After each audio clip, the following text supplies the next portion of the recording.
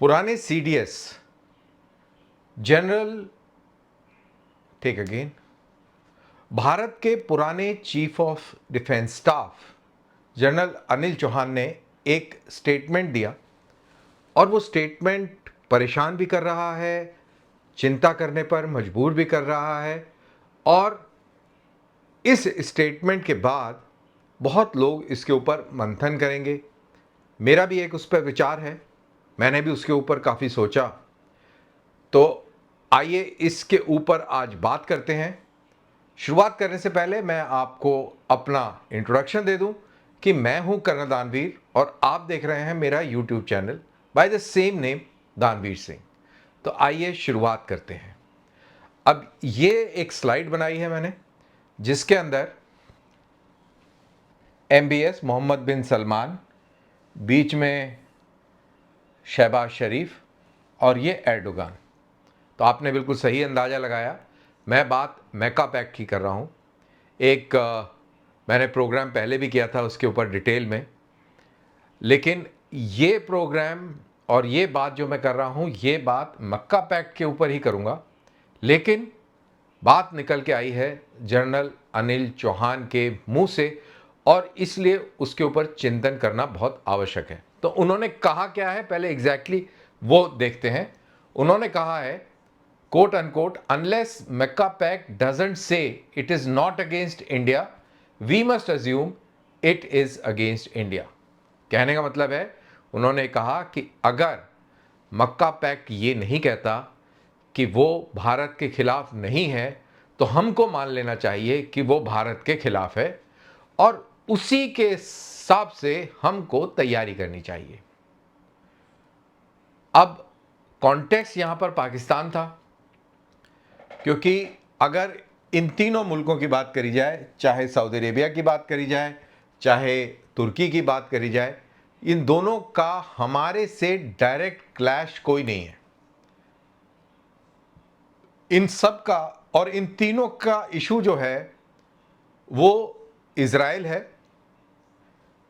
लेकिन बीच वाले ये जो महाशय हैं शहबाज शरीफ, इनका दरअसल इजराइल से भी कोई लेना देना नहीं है।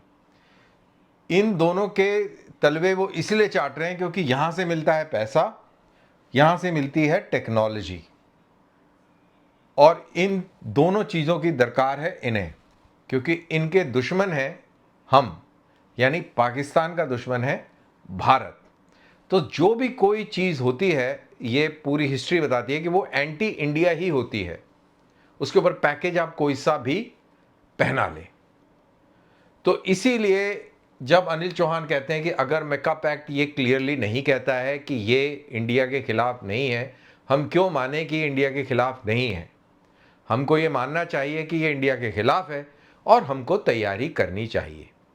उन्होंने उस अपने भाषण में ये भी कहा कि पाकिस्तान ऑपरेशन सिंदूर के टाइम उनके पास 2 सैटेलाइट थी आसमान में, और ऑपरेशन सिंदूर की पिटाई के बाद उन्होंने 6 सैटेलाइट्स आसमान में छोड़ दी है। तो वो कहते हैं कि एक अनप्रेसिडेंटेड कैपेबिलिटी एनहांसमेंट हुआ है पाकिस्तान की साइड। अब आपको ये मैं यहाँ पे बता दूं कि ये सैटेलाइट का जिक्र मैंने यहाँ क्यों कर दिया। पाकिस्तान की सबसे बड़ी समस्या रही ऑपरेशन सिंदूर के दौरान आइज एंड ईयर्स। भारत ने पाकिस्तान के अंदर जितने भी American supplied long range radars थे सारे मिटा दिए। पंजाब के पूरे इलाके में जो एयरबोर्न अर्ली वार्निंग जहाज भी था उसको भी 314 किलोमीटर दूर मार कर गिरा दिया। चाइनीज एयर डिफेंस सिस्टम्स तबाह कर दिए, तुर्की के ड्रोन्स नष्ट कर दिए, और ये सारी चीजों के बाद पाकिस्तान हिल गया है। पाकिस्तान के ऊपर उसके अस्तित्व वाला सवाल 1971 के बाद कभी भी नहीं खड़ा हुआ, और इस एक्शन के बाद वो पूरी तरह हिल गया है। और उसके बाद चाइना के भी बहुत चक्कर लग रहे हैं, टर्की की भी बहुत मालिश करी जा रही है, और सऊदी अरेबिया, और जहां जहां से उसको टेक्नोलॉजी और पैसा मिल सकता है पूरा जोर लगाया हुआ है। डर चुका है पाकिस्तान। अब मक्का पैक्ट के ऊपर आते हैं। मक्का पैक्ट कहता है कि अगर तीनों में से किसी के ऊपर हमला कहीं से होता है तो वो माना जाएगा कि वो तीनों पे हमला है और तीनों मिलकर उसकी डिफेंस करेंगे। अगर आप इंटरनेट पर पाकिस्तानी एनालिस्ट को पढ़ेंगे, समझेंगे, तो आपको एक दिशा नज़र आएगी और वो रिलीजन बेस्ड बायस्ड दिशा है। उनके जो लेख हैं वो बताते हैं कि ये पूरा जो पैक्ट है, मक्का पैक्ट, ये दरअसल इज़राइल के खिलाफ है, क्योंकि इज़राइल ने जिस तरीके से ईरान के अंदर लीडरशिप को मिटा दिया और अमेरिका के भी बेकाबू में रहा, और जो सलाहियत इज़राइल ने दिखाई है इस ईरान की जंग में, उससे पूरा अरब वर्ल्ड यानी सुन्नी मुसलमान डर चुका है।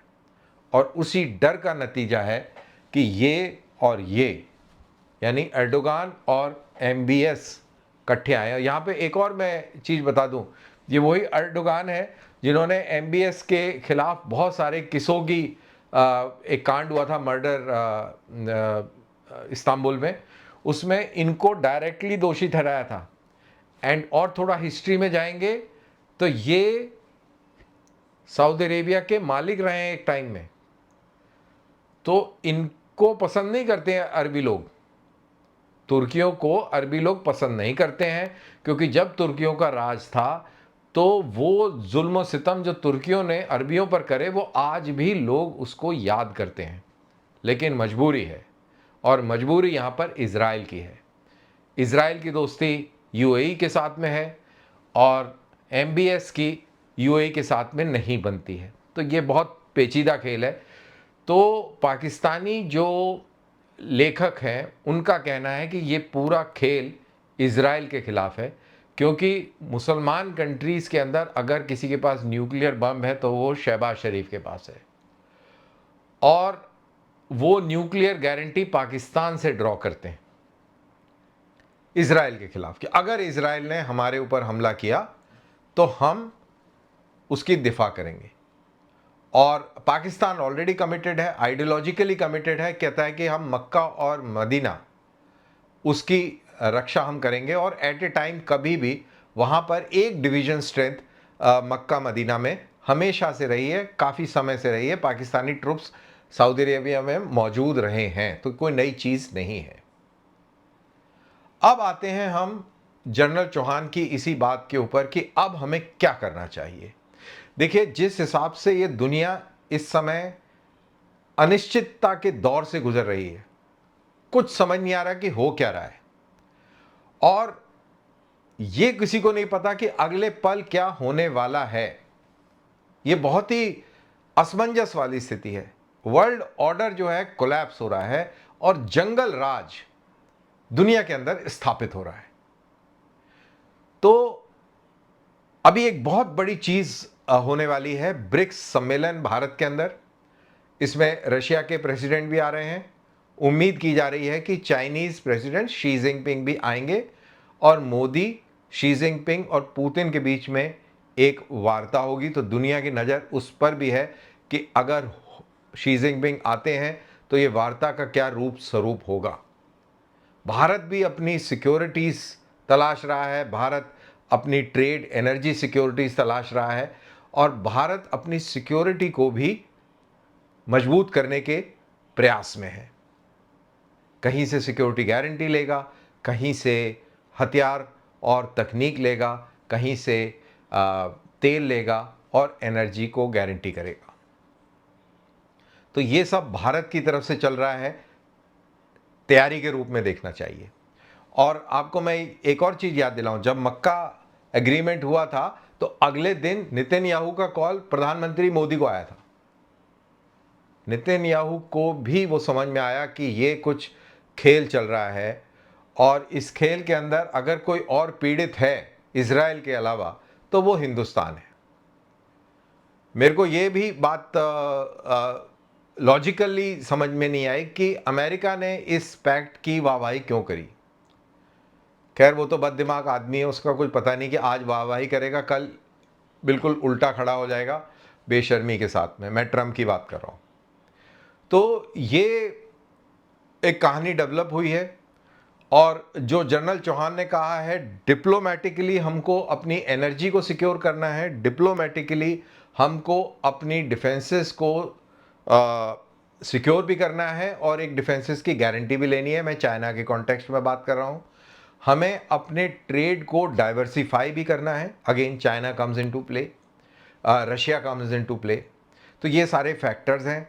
ईरान हमारा बहुत पुराना सिविलाइजेशनल फ्रेंड है, तो ट्रंप ने कहा है कि जो भी ईरान के साथ ट्रेड करता है उसके ऊपर और सैंक्शन लगेंगे। भारत का भी थोड़ा बहुत ट्रेड होता है to do with dry fruits and things like that. कोई ज़्यादा नहीं, 1 बिलियन का ट्रेड होता है, लेकिन बहरहाल ट्रेड होता है।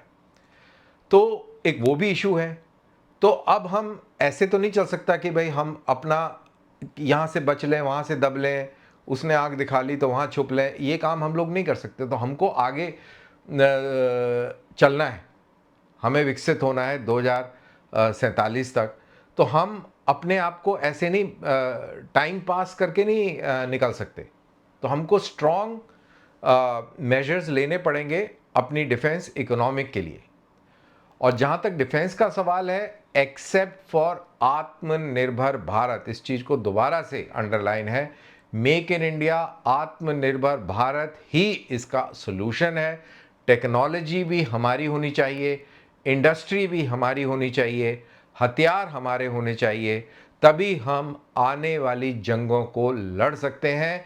पाकिस्तान कितने भी पैक्ट कर ले, जब तक उसके पास में ये कैपेबिलिटी नहीं आएगी, तब तक आप भूल जाइए कि पाकिस्तान अपनी दिफा भी कर पाएगा, और ये भी भूल जाइए कि इनमें से कोई इनकी मदद करने आएगा। तो ये मेरा एक एनालिसिस है। अब देखते हैं कि और इसके ऊपर क्या मंथन होता है, क्या लोग और इसके ऊपर सोचते हैं, और धीरे धीरे मेरे दिमाग में भी कौन सी चीज़ें आती हैं। तो जैसे कुछ और एनालिसिस, इंटरेस्टिंग एस्पेक्ट समझ में आएगा, मैं आपके सामने फिर हाजिर होऊंगा। इस टॉपिक को फिर डिस्कस करेंगे जैसे जैसे चीज़ डेवलप होती है, क्योंकि ये अभी बिल्कुल ताज़ा तरीन बात है कि जनरल चौहान ने, जो कि अभी CDS थे ऑपरेशन सिंदूर के दौरान, और उन्होंने जब ये ऐसा कहा है कि unless Mecca pact doesn't say it is not against India, we must assume it is against India. तो ये बहुत बहुत इम्पॉर्टेंट स्टेटमेंट है उनका, और ये कहना कि अब हमको तैयारी करनी चाहिए बिल्कुल वैलिड है। तो वेट करते हैं और इस स्टेटमेंट की प्रतिक्रिया क्या क्या आती है इन स्ट्रेटेजिक सर्कल्स, और कैसे थॉट को और आगे डेवलप किया जाता है, बढ़ाया जाता है। तो बहरहाल जैसे जैसे चीज़ बढ़ेगी, हम आपके सामने अपना पॉइंट ऑफ व्यू लेके आएंगे। तो दीजिए मुझे इजाज़त, मिलते हैं दोबारा। तब तक के लिए जय हिंद, जय भारत।